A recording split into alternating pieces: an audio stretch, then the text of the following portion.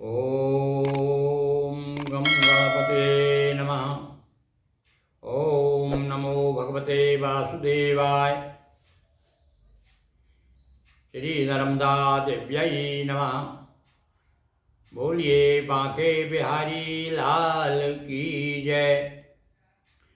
अच्युतं केशवं राम नारायणं कृष्ण दामोदरं वासुदेवं हरिं श्रीधरं माधवं गोपिका वल्लभं श्री रुक्मिणी नायकं कृष्णचंद्रं भजे।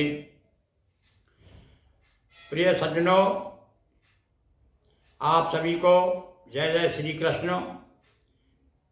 अनेक दिनों से जिनके अवतार की हमें प्रतीक्षा थी कि भगवान श्री कृष्ण श्रीमद् भागवत कथा के अंतर्गत कब जन्म ले रहे हैं, अब वह समय निकट आ गया है। जिसके शुभ अवतार से यादव वंशो पवित्रो भक्ति शक्ति अनुलक्ति प्रदो है श्री कृष्ण चरित्र। भगवान का चरित्र हमें क्या देता है, क्या प्रेरणा देता है? सबसे पहले हमको भक्ति मिलती है, उनकी शक्ति मिलती है और उनके प्रति अनुरक्ति मिलती है। देवक सुता देवकी नामा पति वसुदेव मिले गुण धामा। भगवान श्री कृष्ण का अवतार हमारे नियति नियंता परम ब्रह्म परमात्मा और धराधाम पर आ रहे हैं, तो उनको चयन करना है कि कैसी माँ हो और कैसा पिता हो। तो जो सद्गुण संपन्न होता है उसी के यहाँ पर तो भगवान का अवतार होता है। तो ऐसे उनका चयन हुआ। कौन का हुआ? बोले देवक सुता देवकी नामा, देव की माँ और वसुदेव पिता। धूमधाम से हुआ विवाह, चारों ओर रहा उत्साह। वसुदेव जी का विवाह देवकी के साथ हो रहा है और कंस जो उसका चचेरा भाई है बहुत स्नेह करते हैं अपनी बहन से, और विवाह बड़े उत्साह के साथ में हो रहा है। उसी समय क्या हुआ? विदा समय का था सुबह अवसर और भ्राता कंस बहन के रथ पर बहन को विदा कर रहे हैं। कंस अपनी बहन को विदा करने के लिए और रथ को पकड़े हुए हैं। बन्हा सारथी की नो विदाई, और रथ को पकड़ते पकड़ते और खुद बैठ गया रथ पर, सारथी बन गया। सारथी बन करके बहन को विदा कर रहा है। और बना सारथी की न विदाई, उसी समय नववाणी आई।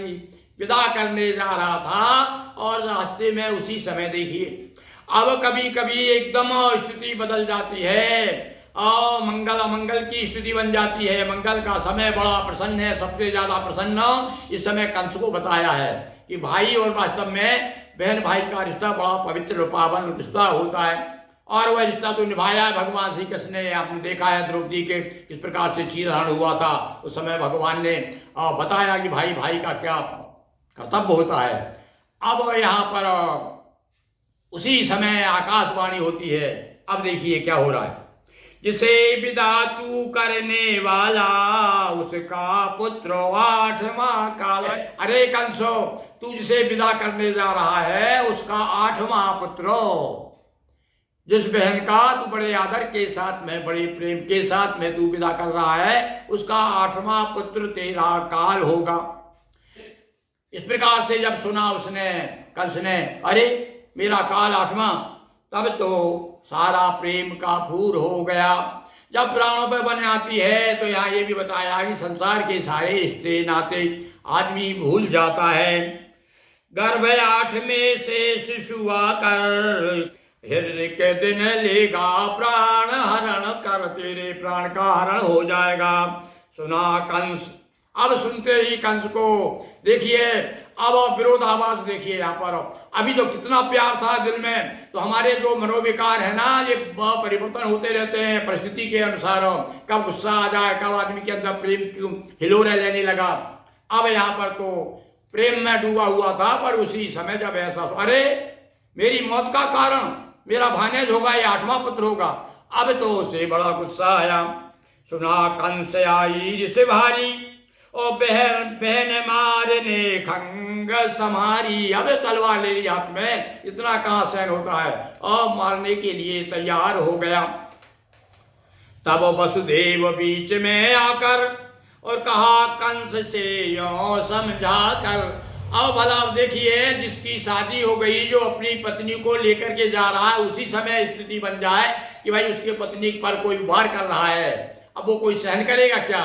पर ये बड़े शालीन थे, बड़े समझदार थे, समझते थे इस समय भाई लड़ाई का मौका नहीं है, क्योंकि इसके साथ सेना भी है और ये बड़ा बलवान भी था। अब तो बड़ी यहाँ तो क्या है, आदमी को समझदारी से काम लेना चाहिए। तो बड़े शांति के पूर्वक बड़े उससे कहते हैं, अरे भाई अरे कंस महाराज, अरे युवराज, तो समय तो युवराज थे वो, अब तुम जो ऐसा क्या कर रहे हो, अरे इसका बहन को मारने से क्या मिलेगा, तुम कितना प्यार, तुम्हारी बहन से कितना प्यार करते हो, तुम सब भूल गए क्या। अब तुम जिसको, जो तुम्हारा काल है वह तुम्हारी बहन तो नहीं है, ये बहन के पुत्र होंगे, तो तुम चिंता क्यों करते हो। मैं जितने भी पुत्र होंगे तुमको मैं सौंप दूंगा, तुम इसको जो है छोड़ दो। अब देखो उन्होंने युक्ति निकाली, किसी प्रकार से मेरी पत्नी की रक्षा हो जाए। तो उन्होंने कहा भाई मेरे जितने भी पुत्र होंगे, मैं तुमको जितनी भी संतान होगी तुम्हें सौंप दूंगा।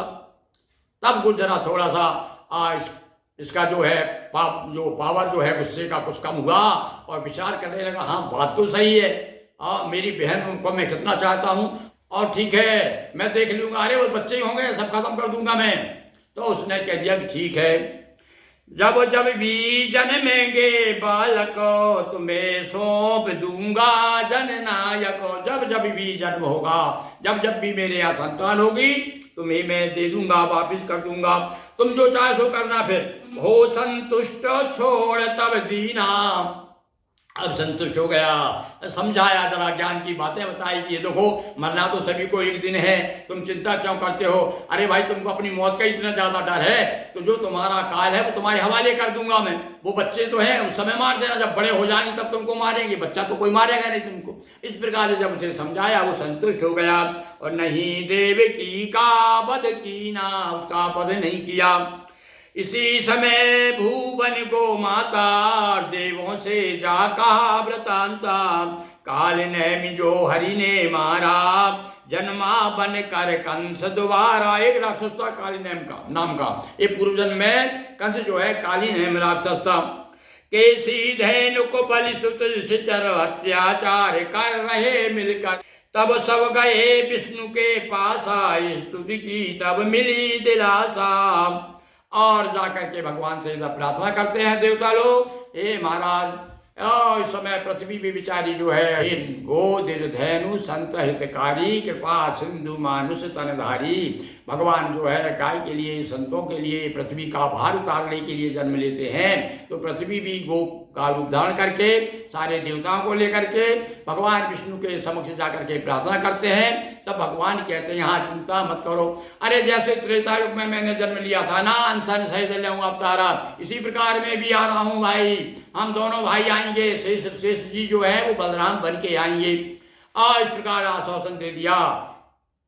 कृष्ण रूप में ले अवतारा, कृष्ण रूप में ले अवतारा, हरण करूंगा भूमि भारा।